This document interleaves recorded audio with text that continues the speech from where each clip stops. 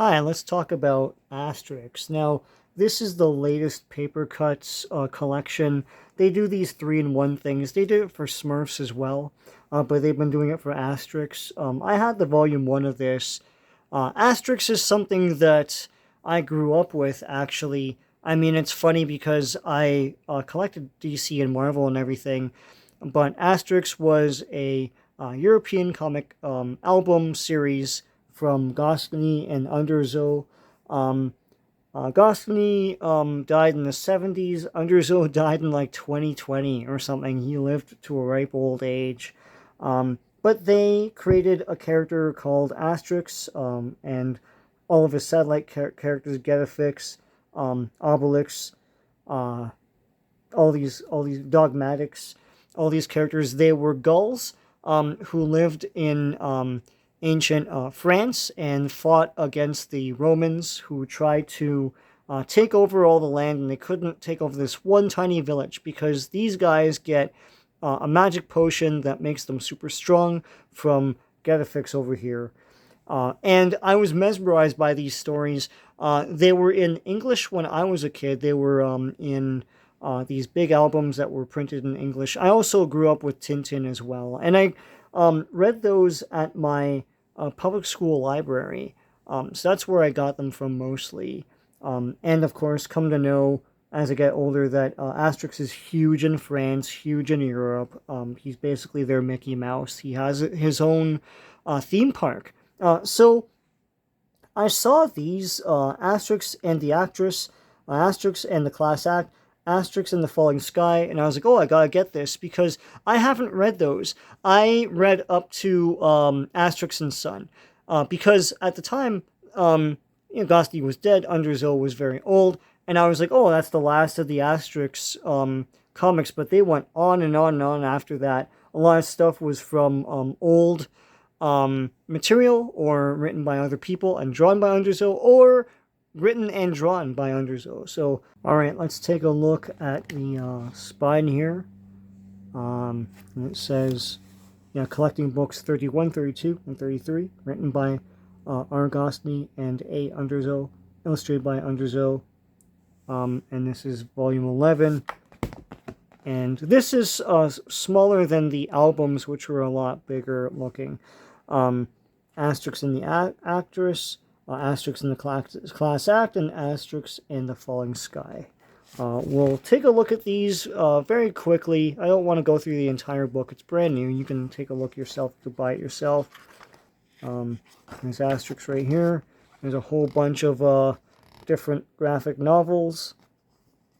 I think this is all the Papercutz series of 3-in-1s. You could see a bunch of copyrights here. This adorned the beginning of every ASTERIX epic. I loved ASTERIX as a kid because, to me, reading a full thing all the way through was great. It's not like the and here are the big like profiles of each guy that they'd have in the beginning of comics. It's not like today's trade paperbacks, because when you got a comic album for ASTERIX or even Tintin, unless it was a two-parter, you got something that was akin to a movie. A nice beginning, a middle, and an end. Lots of action in Act 2 sort of thing. You got familiar faces, different formulaic things that needed to happen, sort of like a James Bond series, and you got a nice big climax with lots of big splash pages, very epic. And at the end, you felt like you went on a whole journey. That's what I loved about the European comic albums like ASTERIX and Tintin. I love the cartoony art, very squish and squash. The characters are almost animated. You can see motion as you look at all this, like his jaunty walk and everything. ASTERIX's heart's coming out as he sees like very beautiful women. Her anger, she's rising up. It's all like the movement is very, very, very apparent. It jumps right off the page. So ASTERIX and the Actress was something that I think Underzo wrote and Yeah, written and illustrated by Albert Anderso. Um, Here's the ocean. I love the way the ocean's drawn.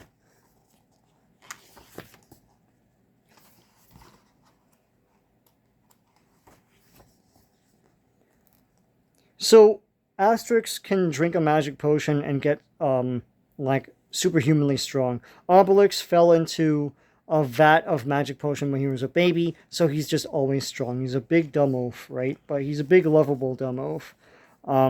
And he's always beating the crap out of these Romans and everything. So these two handled this entire army here. Uh, Asterix was never like brutally gory or gross. It was always cartoony. They'd punch a guy and go into the air and land down, and then he'd have like lumps on his head and stuff. So here there's always a feast at the end of each adventure.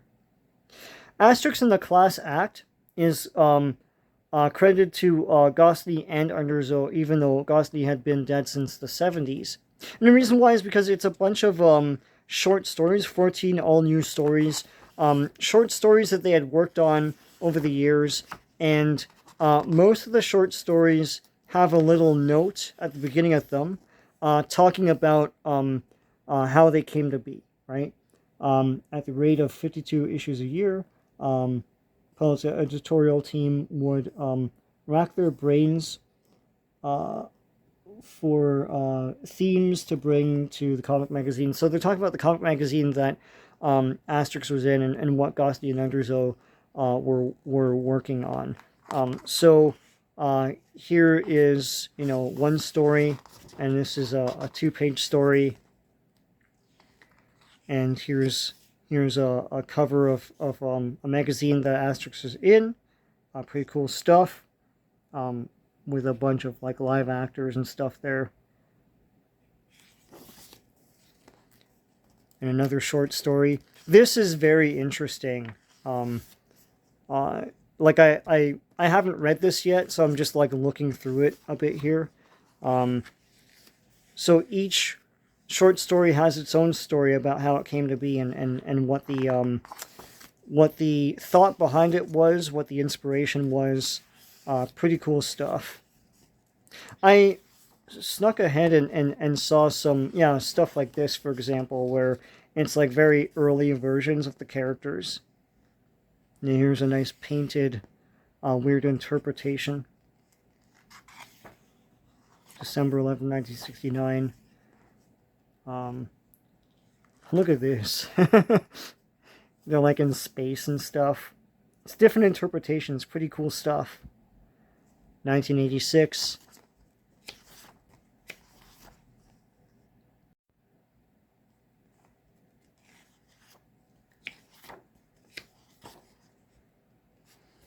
The author is on stage.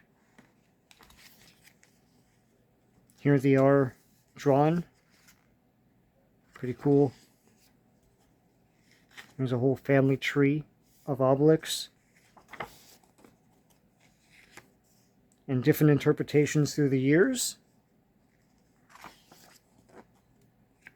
And here are the creators. Not necessarily talking, but just talking in terms of what they're thinking. And they're like, blah, blah, blah, crack, and then next, boom, and whack. Haha, yes, yes, then crash, then cramp. And that's basically what a lot of people thought of those comics. And then they get carted off in the wacky wagon here. And that is Class Act, which is a bunch of different short stories with stories behind the stories. Very interesting stuff. If you're a fan, this is awesome.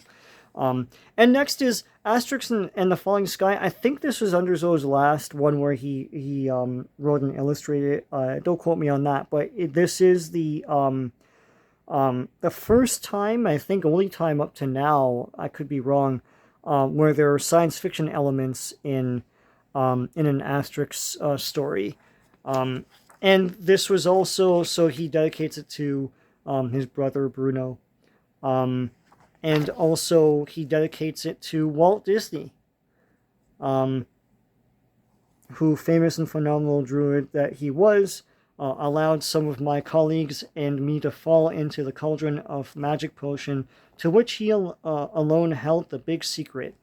Look, Walt Disney inspired animators and cartoonists around the world. Everyone knows this, and the two behind Asterix and Obelix are no exception.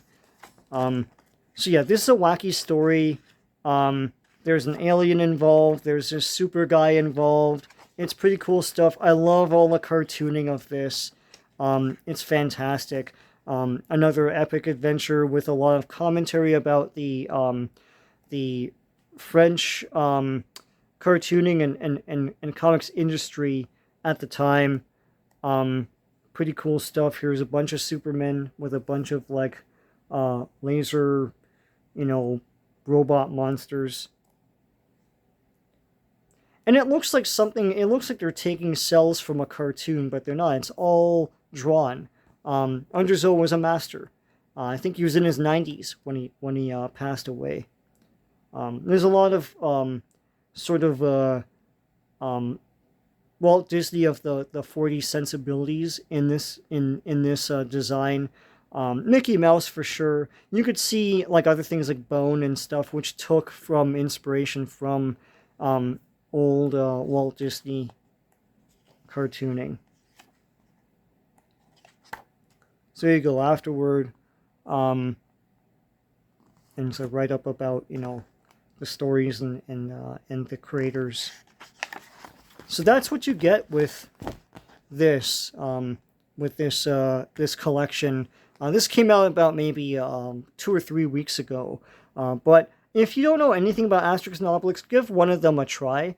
It's pretty cool stuff. Might not be your cup of tea, but I love it. It's great stuff. And till next time, take care.